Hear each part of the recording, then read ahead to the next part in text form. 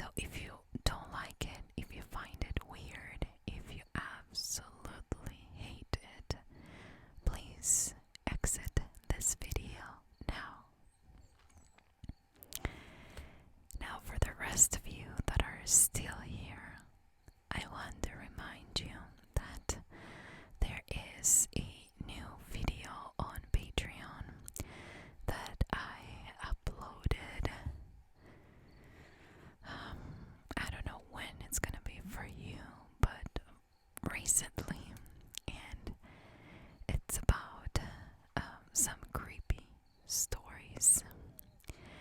I did the Beatriz Mota case, which is the John Benet Ramsey of Brazil kind of case, and then it was requested to do this other video about some different kind of stories.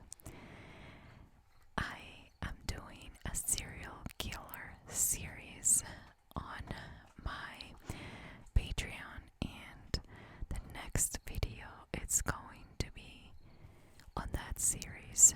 So if you want to vote, there is a poll there that you can be part of and help me decide which one of those three I will be covering next there. I also have a podcast, so if you like to follow me there, just look up The Mystery Theory on Spotify, on iTunes, Google Play Store, and you'd be able to listen to my podcast on any of those platforms. And I also try to upload them here on Wednesdays. Now that we got that out of the way, thank you for being here today. No matter if you're part of Patreon, if you're part of my podcast fans, or just here for today's video, welcome. I'm glad that you're here. I hope that you stay.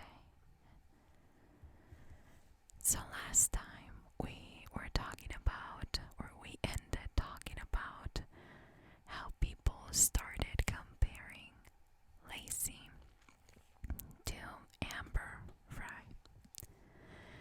Amber, as most of you know, and as we have covered throughout this series, was the other woman that Scott Peterson had while he was still married to Laci.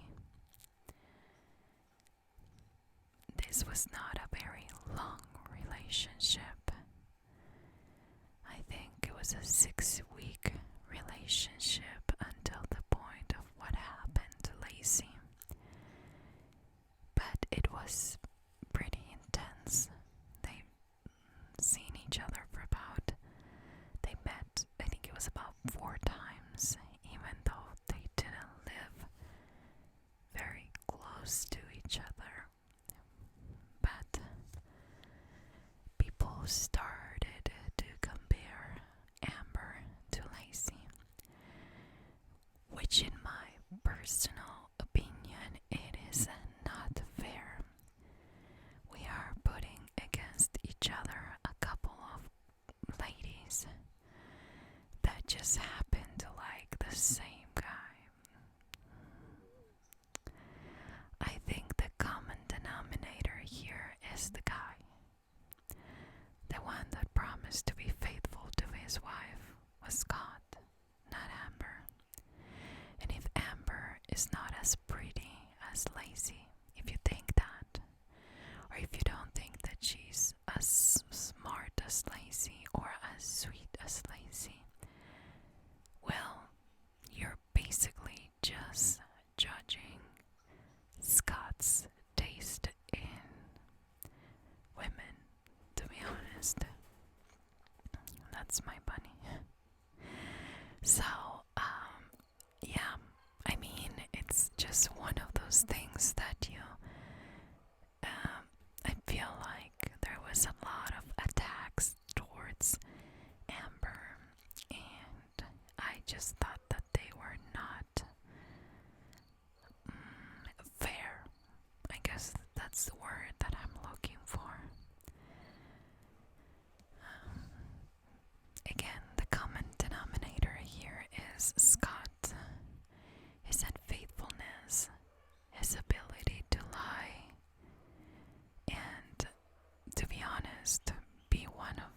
best liars, in my opinion, that's out there.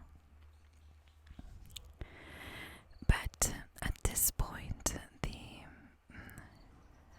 trial was at a particular spot where things started to change. Like, Amber's testimony was going to be something that would change everything. I know you can hear that dog. I can hear that dog. I am trying to ignore him. He is, I promise, 2.5 acres away. But I'm sitting by a window where the woods are in our backyard, and it travels, so I'm sorry. He seemed to stop. So by August 10th, 2004, the trial was in week number 11, and it was Amber's turn. She mentioned in that testimony that on their first date, they ended up in the Radisson Hotel in Fresno. I mean, the jury was exposed to a picture of them together, plus her testimony. But I think that what really put the cherry on top was the different recordings that were played throughout the trial, and how a guy who has his wife missing, his pregnant wife, I might add, is calling himself. He is choosing to call his other woman during that time and ask her in one of those calls, "What are you wearing?" Yeah, like nothing was going on. Amber in the trial was looking more credible and more as a victim, and Scott started to look more like a liar. And who can trust a liar, right? How can they believe that he is innocent, that he didn't kill his wife, when he is lying so much and putting on a show while his wife and his son were still missing? Now, one of the conversations that was really important, and I think that kind of put the last nail in the coffin for Scott, was the conversation that they had as the vigil was going on for Laci and Connor. And I am sure that if you follow this case, you know the call that I'm talking about. But basically, he calls excited and says, "Happy New Year, Amber." And he says something like, "I'm by the Eiffel Tower." And he mentions some friends, and what he says is not as important as the tone of his voice and his ability to hide supposedly his pain of losing his wife and not knowing where she was, and the strength to be flirting and keeping up with a lie to somebody that shouldn't be that relevant. Your wife is missing. I think you have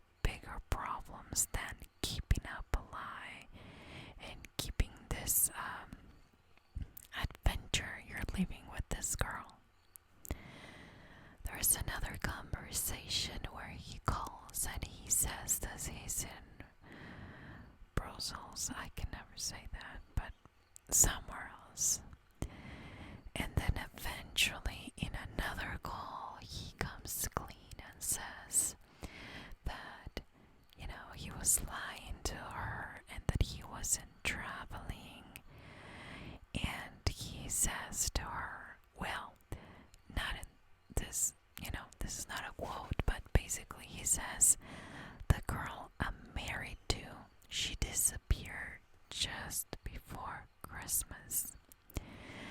At this point, the case was so big that even though he tried to stay away from cameras and didn't want to participate in social media or the media itself coverage, he was out there, and I think that at that point he felt the need to come clean.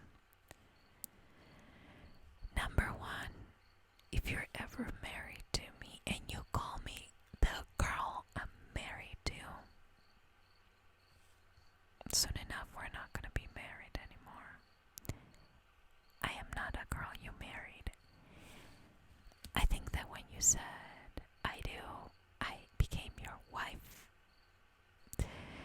I think that what he was trying to do in this particular situation is kind of detach himself from the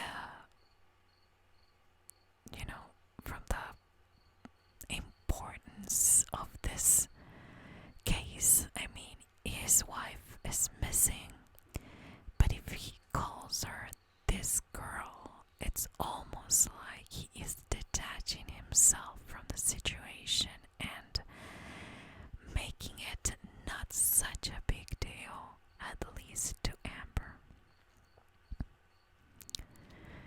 Amber, at that point, who is recording these conversations with the police, she started saying like, you told me your wife was dead and that this was going to be your first holidays without her. Trying to make him open up and say something. She even mentioned the date that the guy told her, I lost my wife. This is gonna be my first Christmas without her. He never said anything to incriminate himself. But remember, he is a serial liar. She asked him several times, did you have anything to do with her disappearance? He always acted surprised and said, no, of course not. So overall, during this time that she had these conversations taped, he never incriminated himself. And he kept saying that he needed to keep looking for Laci. He said that he loved Laci. But coming from a cheater and a liar, I mean, it is hard to believe anything he says after the fact that everything you knew about this guy was a big lie. During the trial, the prosecutors were trying to prove that he smothered her to death, put her inside a tarp, and threw her in the water. They don't even know if she was alive in this theory that they have at this point. That was still a question that was not answered. But at this point, the prosecution brought a witness saying that it was possible to throw her off the boat without tipping the boat. And at that same time, the defense bought a boat, same kind as Scott's. They put 100 pounds what's inside and then tried to throw it overboard. But every time they tried to do that, it would tip the boat. So the question lies in, is it possible to throw a pregnant woman with cement? Kind of mix woman and cement. And cement anchors to the water without him tipping the small boat over. Well, the prosecution said it is possible according to their expert and according to an actual test that the defense did. It was not possible. So there, I guess they left it up to the jury to decide if that was possible or not. Now the infamous dog. By August 31st, 2004, they started to bring evidence about this particular dog picking up Laci's scent at the marina. In one of these boat ramps in particular, the one that Scott used on Christmas Eve. Now, this is part of the prosecution evidence, of course, but the defense took the time to kind of dig some dirt on this particular dog, and it was later found out that the dog failed the certification test. They also showed some evidence that they gave this dog the scent and went the other way instead of following where they put the scent of Laci. However, the prosecution would later argue that that particular evidence that they used to put Laci's scent was compromised because Scott had touched it too. Later on, that's important, later on, they tried another dog, and that dog couldn't pick up Laci's scent where the other one could. Now, this was on a different day, with wind, rain, you name it. If you've ever been to the San Francisco Bay, then you know that the weather can change very fast, and that of course it would make it harder for another dog to pick up the same scent on a different date. But why did they believe that Scott did it? I mean, why did the prosecution believe this? Well, the Modesto Police Department conversations were released, and they were accusing Scott of murdering Laci. In this conversation, one of them was going on as the police was actively looking for Laci where Scott had been fishing the day that Laci disappeared. And oddly enough, she was found there where he was fishing the day that she disappeared. It's a little bit suspicious.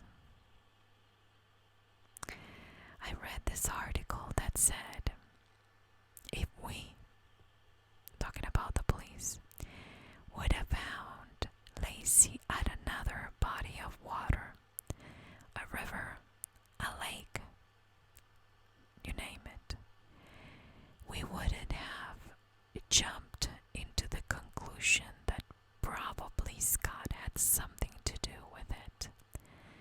Not initially, anyway. Because he was at a different place at that same time. But Laci was in the place where he was at that specific time. So, I understand why it makes sense, in my opinion.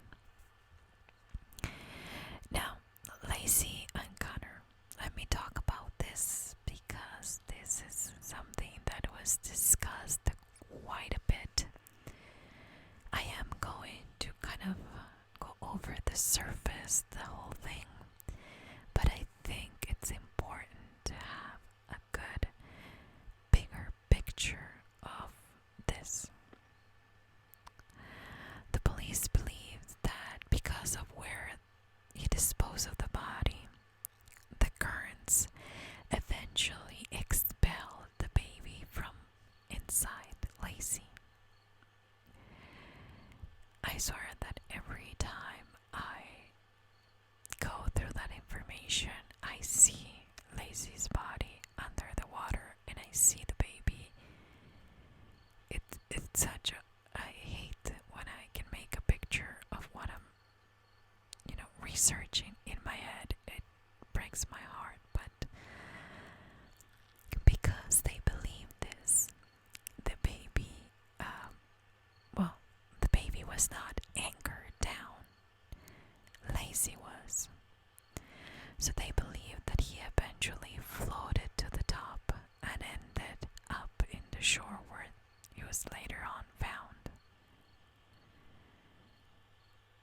As you can probably remember, when they found Laci's body, she didn't have her head and didn't have her feet or arms. I mean, it was gruesome.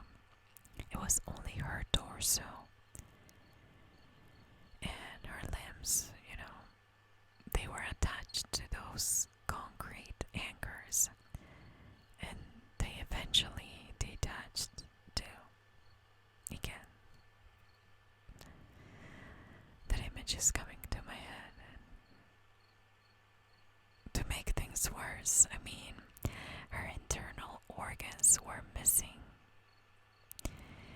And it would make sense considering the amount of wildlife in that area, which again, sickening to think about. Again, the prosecution said that happened because of tidal action that moved her body in a way that little by little things started to happen. But on the defense side, they brought another expert that said that is not possible. There are bodies that stay underwater for years and years, and that doesn't happen to them. Well, he went fishing there that day. She disappeared that day. Her body was found there, but the defense alleged that this could be a setup to incriminate Scott and that another person could have done it. So then they brought up Connor. On October 21st, 2002, actually, Dr. Charles March was the expert who testified that according to his calculations, Connor had died on December 29th. What? Wait, what? Yeah, I know. I've never heard of this before, but yes, according to Dr. March, there's a certain calculation you have to put it into a formula, and that gave him the idea that Connor was alive up until December 29th. So was Scott innocent?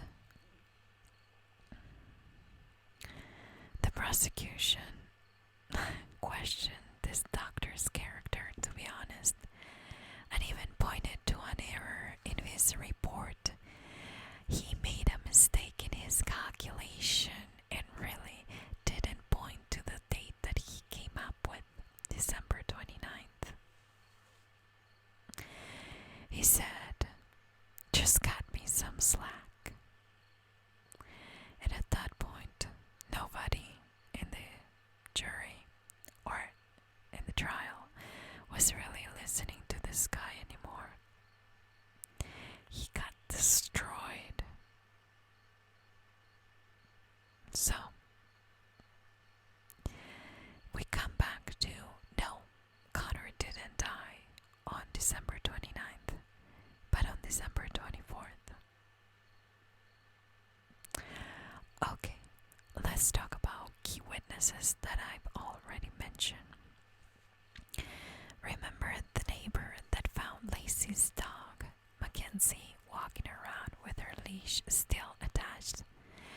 She has proof that she put the dog in the backyard at 10:18 a.m. that morning that Laci disappeared.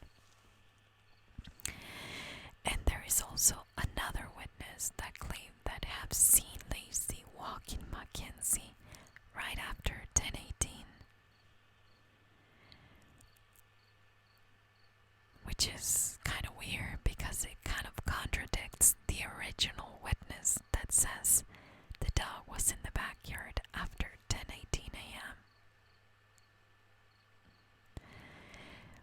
But if there were witnesses that contradicted that witness, initial one that said that she put the dog in the backyard at 10:18, why wouldn't they call them to the stand, right?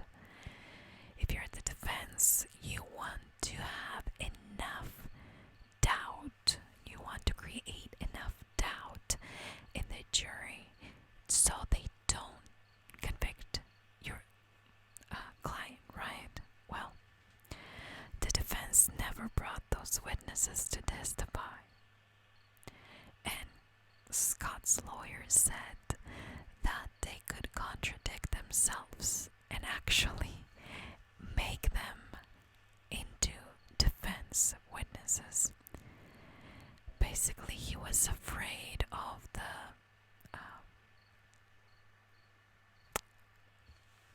not the defense, the prosecutors' witnesses, that the prosecution was basically going to use these witnesses to their favor. So they were never called to the stand. So they called to the stand a bunch of ladies in Laci's neighborhood who walk their dogs in the same places that Laci used to do. They all look different, but there was this one lady that she had short hair. She had some extra pounds that could be mistaken as a pregnancy, and she had short, again, black hair. Her name is Melba. But when she was called to the stand, even though she resembled from a distance Laci, she said that she doesn't remember walking her dog that day because it was Christmas Eve and she usually cooks all day on Christmas Eve. So it doesn't make sense, right? Why wouldn't the defense call these witnesses that could have convinced the jury that maybe she was still alive at that time, throwing the prosecutor's argument that he killed her the day before or earlier that morning?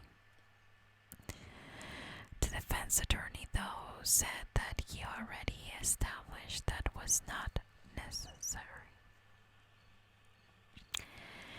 Now, the closing argument for the defense was pretty strong, in my opinion. On November 1st, the defense started with their closing arguments. And basically, they ran with the idea that he hated his life. He hated his wife. He wanted out. And that is why they believe that Scott did it. That was his motive. They showed pictures of Laci 8 months pregnant, alone in a Christmas party. They also show Scott and Amber in another picture in another Christmas party, proving their point that Scott rather be with Amber than with his pregnant wife. The defense closing arguments were done on November 2nd, and it was described as flat, not good. So, in that regard, the prosecution did a better job than the defense. On November 3rd, that was the first day of deliberation, and the jury had to decide, is he guilty? There is no crime scene, nor hard court evidence. The defense believed that the jurors had nothing concrete and that it was going to actually help Scott. The initial vote was 10-2. But I think on day 9 of deliberation, one of the jurors said that apparently she violated the order of doing internet research. She wanted to know something that she didn't have enough information about, and she decided to look it up online. So they had to bring a replacement for this juror.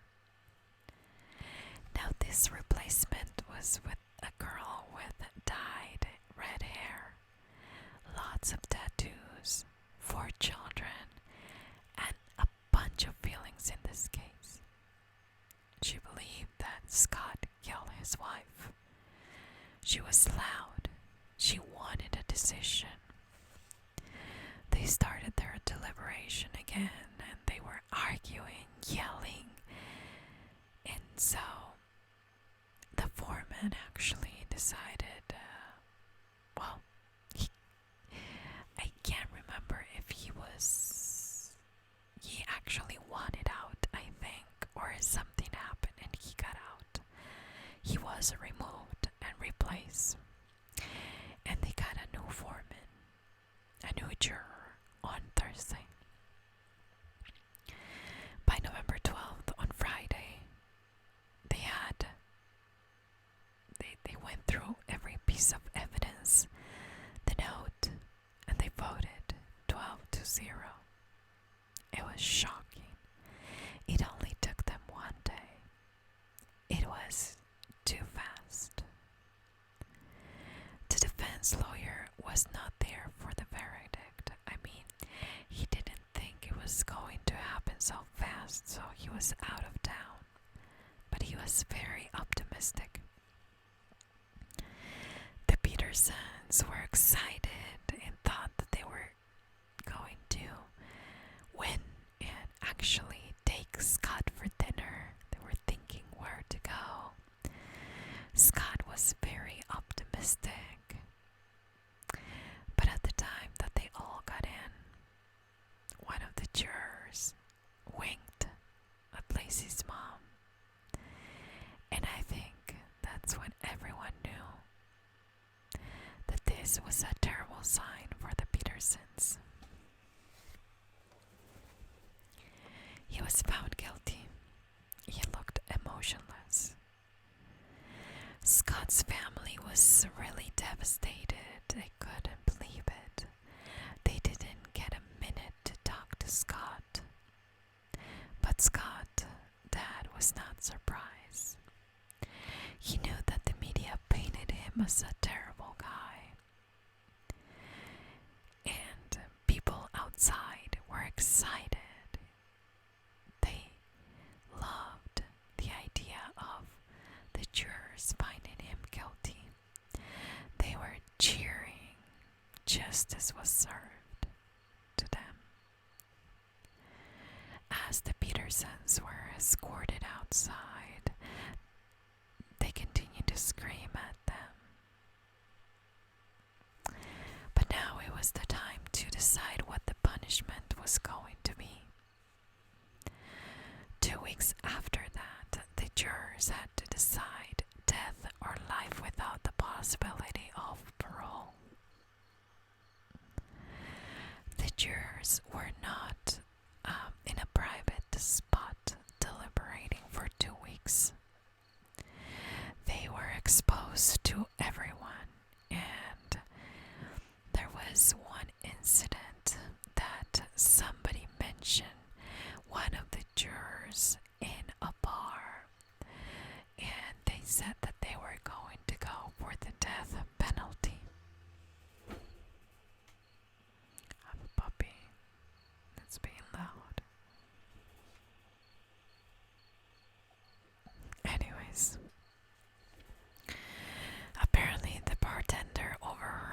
saying that they were going to give him the death penalty.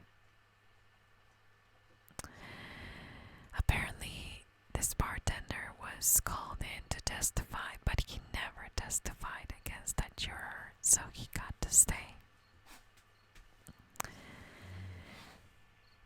When the sentence was going to be read, Sharon Roja was called to the stand, and it was heartbreaking. It was so painful. And on December 13th, he was sentenced to death. The jurors became instant celebrities. They were doing interviews, they were doing talk shows, but in my opinion, it was nothing amazing. They were not even sure how they got to the conclusion that he was guilty. When they asked, "How do you believe that Laci was killed?" they had no answer. I mean, these jurors were putting the pieces together, but they had a lot of pieces missing. However, when they put whatever they had, the big picture looked like a murderer with Scott's face. I mean, just the fact that the guy was cheating and ordered a Playboy subscription 2 weeks after Laci disappeared, and then he ordered 2 more channels again. Everything was part of a big puzzle. It painted him in a horrible way. And we know, according to testimony, that Laci wouldn't have accepted that in her home. But now that he felt free, he knew she was not coming back. But after the trial, I mean, the details about the burglary across the street from the Petersons were coming out. Apparently, one of the things that came out was a call that was in one of the tip lines that they had, where there's a Lieutenant Aponte, I think it's his name, called the Modesto Police Department on their tip line and had said that Laci actually saw the burglars inside the home and went to the neighbor's house, and that they threatened her. How did this lieutenant know about this? Well, there was a taped conversation between an inmate and somebody in Modesto who was this inmate's brother, where he said that that happened. So, I mean, that was something that they didn't know at the time. Scott appealed in 2012, though. And when you appeal, you examine basically 3 things. In this case, the selection of the jury, where they alleged that it was a mess, that the judge asked him, "Can you sentence somebody to death?" And if they said no, they were sent home, almost like preparing them to what they believe was going to be, what was going to happen. Number 2, significant amount of evidence the defense believe is unreliable and shouldn't have been admissible in court, like the dog, for example. They don't believe the dog could have done it. It is not a scientific thing, and that actually the dog made a mistake. They also mentioned the hydrologist who testified the moving of the tide in the water. They were trying to say that he had no expertise in that. And then number 3, for evidence excluded. You know, the test that they did with the boat and the weights, that was excluded, and they were fighting to use that. By November 2016, his sister-in-law Scott's Peterson's sister-in-law put together a SPOT team, which is to appeal investigation research, looking for mistakes that they could use for the appealing. Number one, they believed that because Scott's alibi was publicized, the killer knew where to put Laci's body. They also believed that since the marina was open at night, it would have been very possible that somebody could have taken Laci, and that they didn't even have to go in a boat in the water. They could have thrown her body from there. And they also wanted to bring attention to the fact, according to them, that there was tape in the baby's mouth. I don't know about that. I really don't want to have an opinion on it because it's something that I literally just read in my research, but I didn't cross compare it with other articles that mention that. It seems like it was very unique in this particular case that they mentioned that in only a couple of places. Scott's sister-in-law, she also mentioned that Modesto is a dangerous neighborhood. While you research this case, they are always describing Modesto as a quiet town. But they interviewed this teacher that said that their slogan is water, wealth, contentment, health. And that is, students say, murder, death, and auto theft. And there are pockets of Modesto with crime, I guess. In those pockets, I think it's close to the airport. People say that they wouldn't want to live there. And that is the rougher edge of Modesto, which, by the way, I think it's pretty common even in suburbs. I started to realize some stuff was going on in my neighborhood. That was the number one reason I wanted to get out. People coming at different hours of the night, wearing black hoodies, dark tinted windows, just parked across the street from my house, getting stuff from the two houses from mine, not next door but the other one. A door that was never closed in that house. It just happens. That's what I mean. I think that even in the safest of the neighborhoods, which we pride of having for many years as we lived in that house, it all changed with one of the neighbors renting or selling. I don't even know. I think they were renting that house to these other people who were doing illegal stuff, and I could smell it from a mile away. Called the police several times, but it is not illegal to be walking in a residential area apparently at 3 a.m. in the morning with a dark hoodie and kind of hiding your face, and it's okay to go with dark tinted windows to get some stuff from a house at 3 in the mornings and just leave.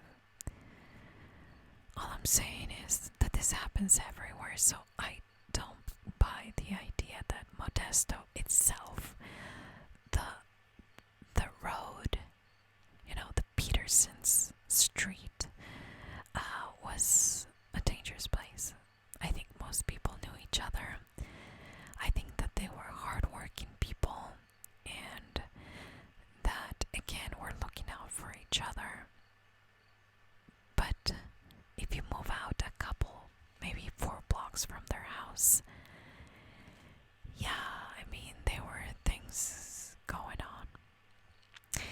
And to be honest, from the year 1999 to 2002, 7 pregnant women went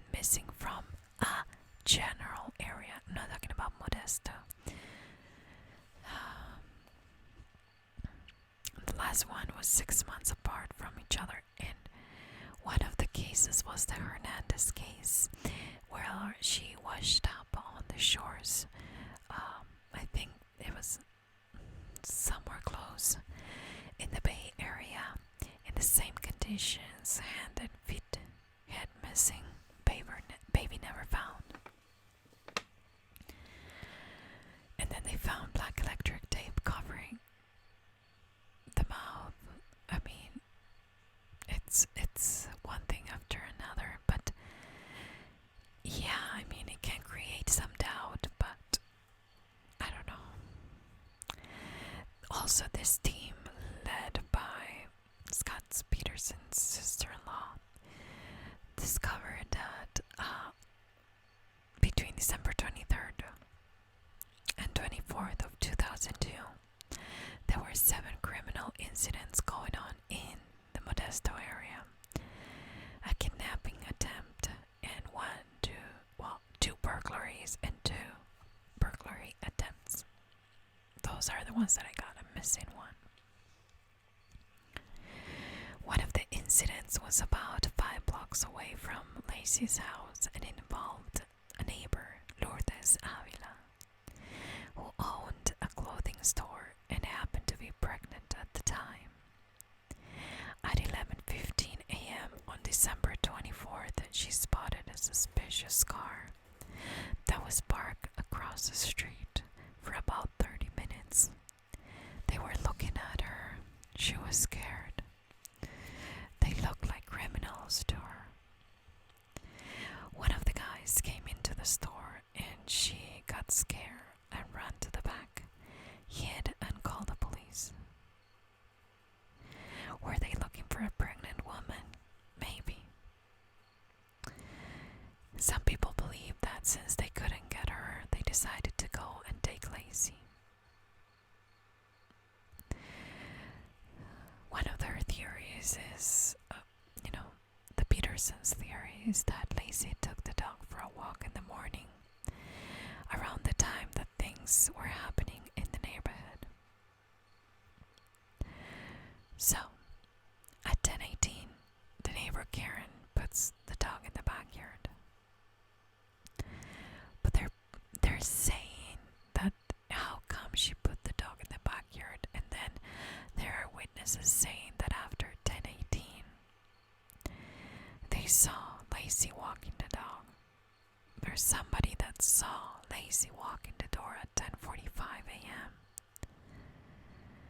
When they did the research, they also found out that 10 pages were missing, including a mailman handwritten note who said that he was at the Petersons between 10:35 to 10:50, and he said that he's sure that he was at that time. I mean, he had to scan something,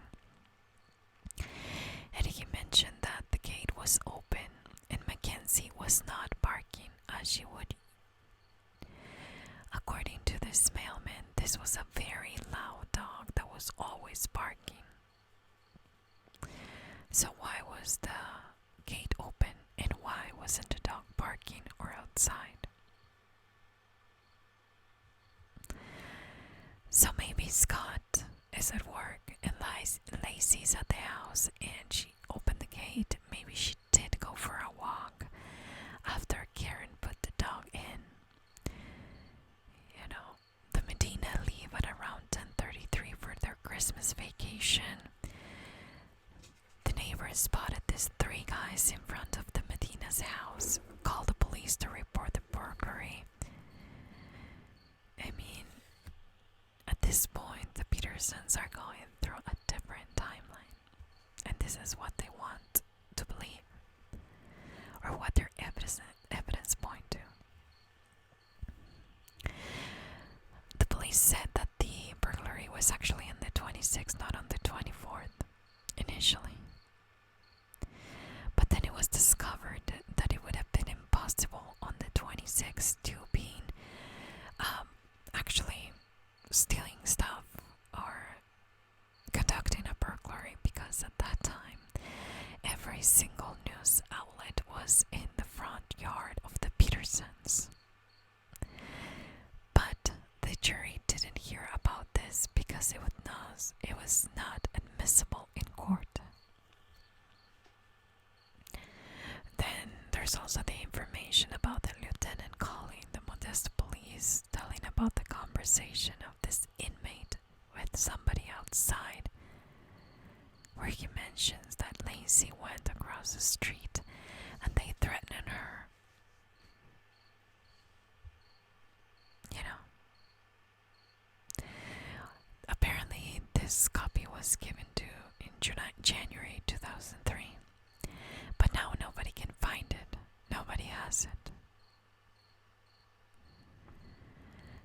So, according to the Petersons and what they want to work with in the appeal, is that Laci did go on a walk, that she was in fact spotted by witnesses, including the lady at the hospital who was on a smoke break, and she looked to the park and saw Laci, according to her, walking her dog.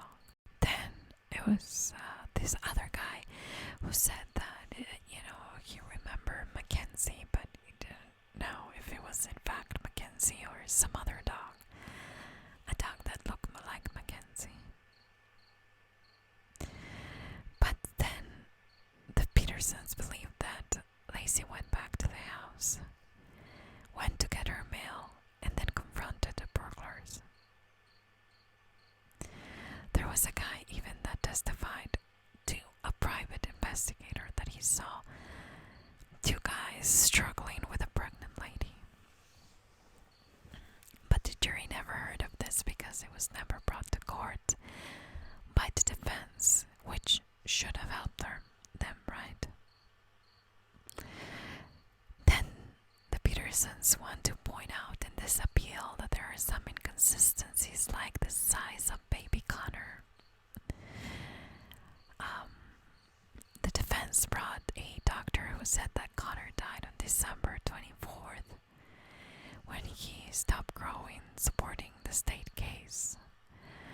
Apparently, the initial doctor used the wrong formula and measurements of the bones. Some other doctors said that Connor could have died as late as January 3rd, and that he was probably out of Laci since December 24th. The Petersons also wanted to call the jury for misconduct because one of the jurors lied about the questions when they were picking them. Apparently this girl was the one with the tattoos and the red hair that nobody, not nobody, a lot of people liked, but more conservative people didn't think she was a good fit for this case. And apparently this girl, when she was 4.5 months pregnant, she was scared for the safety of her unborn child and having some kind of a problem with a guy. She never disclosed this. She said that it was a dropped case and that she didn't think she had to tell anybody about it, that she didn't even remember. But the Peterson says that she could have been influenced by her experience. You have to understand that Scott had the media against him. If you listen to Nancy Grace for 5 seconds, she hates his guts. I don't.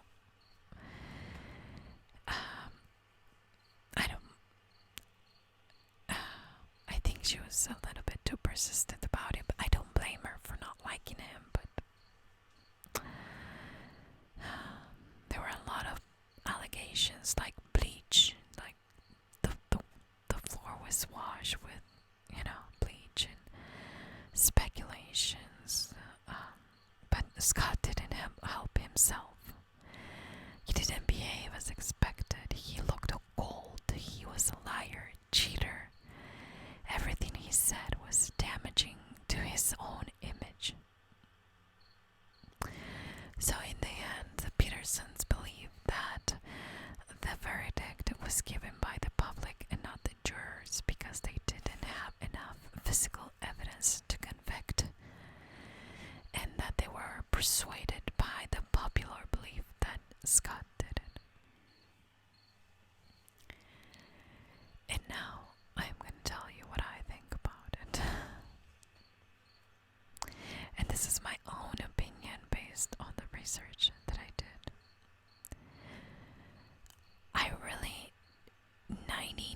1% of me believes that he did it.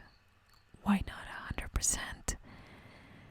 Because that's not the kind of person I am, and I always think that there can be other things that could explain. But it's maybe not even a 1%, but a 0.1.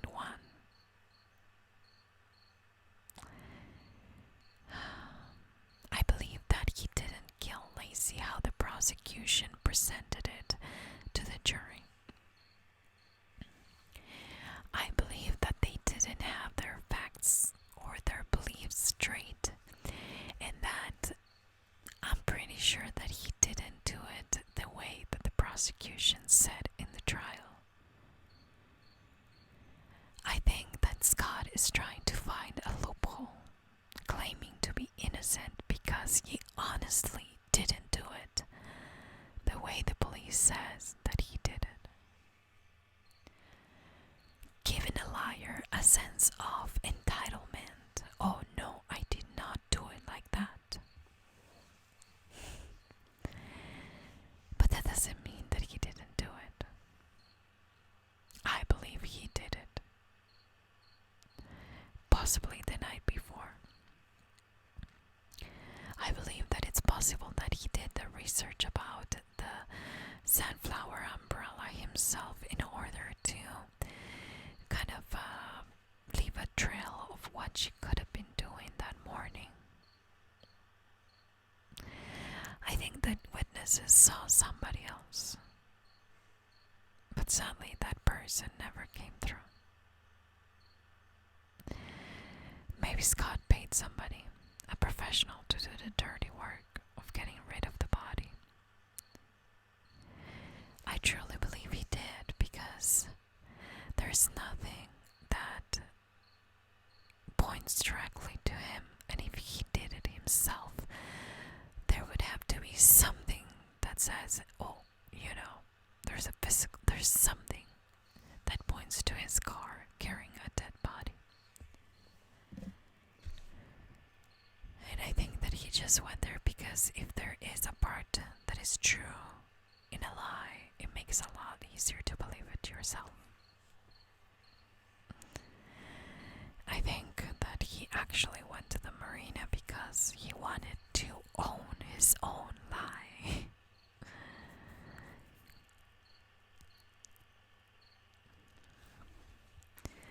He possibly could have done it while he took Laci the day before to the warehouse. Remember, there's a witness that said that Laci was there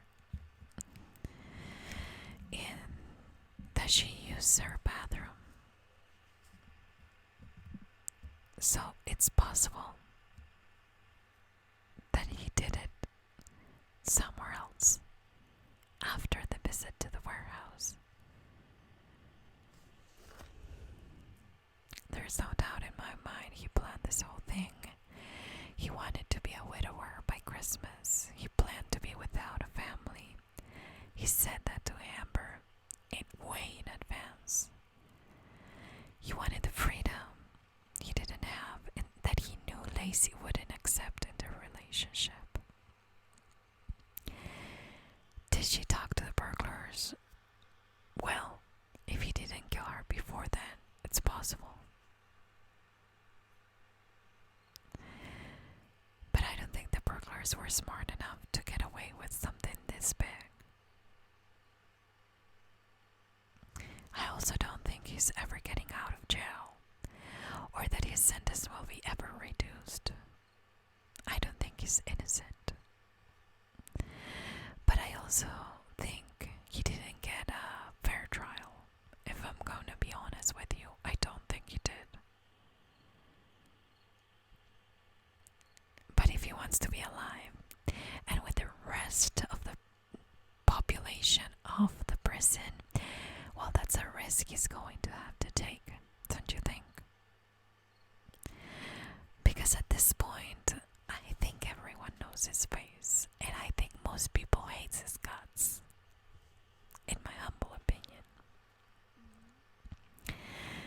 So this is one of those cases where I cannot sit here and tell you I believe that he smothered her at that time, and then he did this and then did that, and then I have no idea when he did it.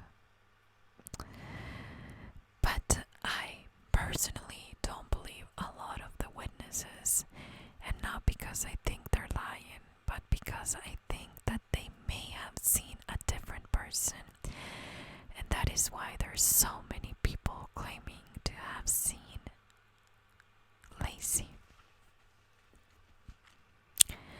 Was that planned? Was that something part of the plan with Scott? I think he's not smart enough to have think maybe. But this is one of those cases that bothers me so much.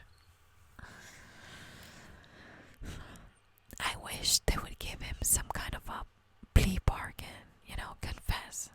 Say what you did to Laci. Help us corroborate our story. We'll do something nice for you. I don't know what is nice for an inmate that is gonna be in jail for the rest of their lives, but wouldn't that be nice?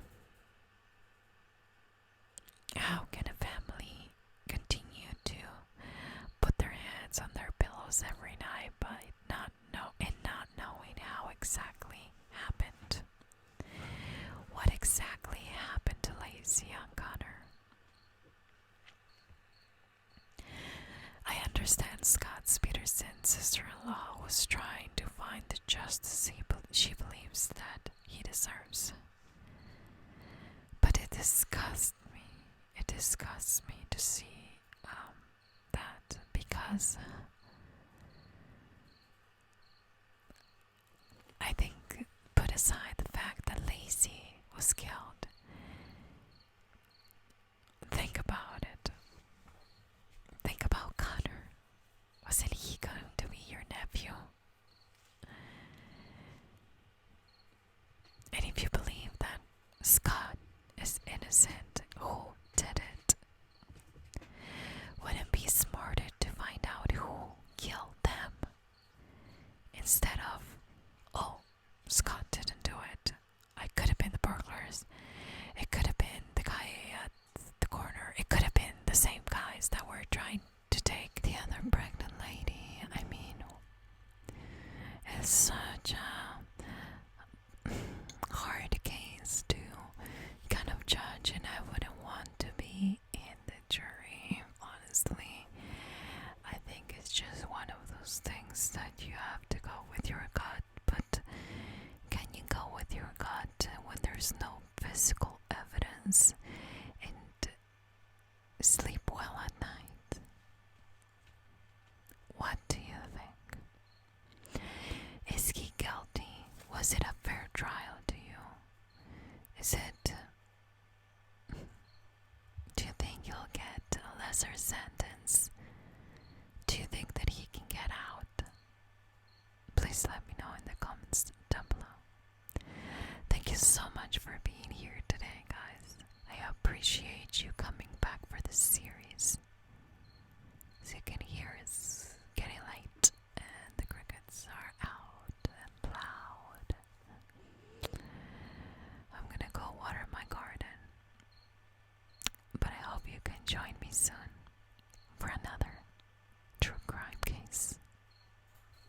See you.